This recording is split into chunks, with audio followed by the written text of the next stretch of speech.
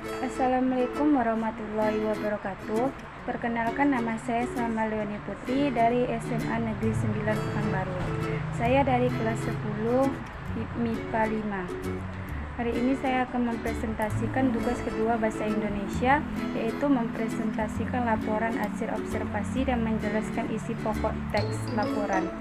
Laporan hasil observasi saya bertema tentang penerapan sistem pembelajaran daring dan luring di tengah pandemi COVID-19.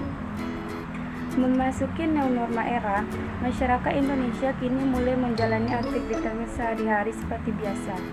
Namun, demi menjaga kesehatan dan keselamatan para siswa, sejumlah sekolah menerapkan sistem online atau virtual tanpa tatap muka langsung. Sistem ini juga dikenal dengan sistem pembelajaran daring. Istilah pembelajaran daring dan daring muncul sebagai salah satu bentuk pembelajaran di era teknologi informasi seperti sekarang ini. Daring merupakan tingkatan dari dalam jaringan, sebagai pengganti kata online yang sering kita gunakan dalam kaitannya dengan teknologi internet. Daring adalah terjemahan ke istilah online yang bermakna tersambung ke dalam jaringan internet. Pembelajaran daring artinya adalah pembelajaran yang dilakukan secara online, menggunakan aplikasi pembelajaran maupun jejaring sosial.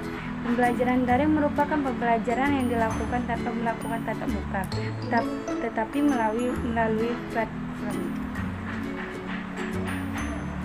Sebuah kondisi dikatakan daring apabila memenuhi beberapa persyaratan sebagai berikut. 1. Di bawah pengendalian langsung dari alat yang lainnya. 2. Di bawah pengendalian langsung dari sebuah sistem. 3. Tersedia untuk pengguna segera atau real time. 4. Tersambung pada suatu sistem dalam pengoperasiannya. 5. Bersifat fungsional dan siap melayani. Selama pelaksanaan model daring, peserta didik memiliki keleluasan waktu untuk belajar. Peserta didik dapat belajar kapanpun, dimanapun tanpa dibatasi waktu. Peserta didik dapat juga berinteraksi dengan guru pada waktu yang bersama, seperti menggunakan video call atau live chat. Pembelajaran daring dapat disediakan secara elektronik menggunakan form atau Mastering. Dalam proses pembelajaran daring dan luring ada beberapa kesulitan yang dihadapi siswa, antara lain 1. Jaringan internet yang lemot.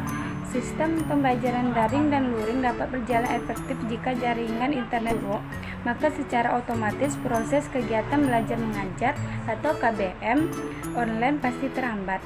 Yang kedua, kuota internet terbatas. Orang tua yang terkena dampak COVID-19 pasti akan kesulitan untuk membeli kuota internet, terutama orang tua yang secara ekonomi tidak memadai. Hal ini perlu dipikirkan secara matang oleh pihak sekolah dan Kementerian Pendidikan dan Kebudayaan. Kasihan juga orang tua mereka yang sudah terbebani karena di PHK oleh perusahaan, ditimpa lagi oleh beban keharusan membeli kuota internet. Yang keempat, KBM tidak efektif. Sistem pembelajaran daring dan luring tentu tidak seefektif pembelajaran di sekolah. Hal ini terjadi karena beberapa faktor tersebut. Yang keempat, KBM tidak efektif. Sistem pembelajaran daring dan luring tentu di sekolah. Hal ini terjadi karena beberapa faktor. Misalnya pengurangan jam mengajar. Guru-guru yang biasanya mengajar 4 jam di sekolah terpaksa hanya mengajar selama 1 jam. Dampak lanjutnya, peserta didik akan kesulitan memahami materi yang banyak dalam waktu yang relatif singkat, apalagi berhadapan dengan mata pelajaran program MIPA, matematika, fisika, kimia, dan biologi. Keempat, pelajaran ini tentunya membutuhkan waktu yang cukup lama karena banyak penurunan rumus. Itu artinya waktu 1 jam sangat tidak cukup. Mungkin hanya ini yang laporan hasil observasi yang saya sampaikan. Semoga bermanfaat. Wassalamualaikum warahmatullahi wabarakatuh.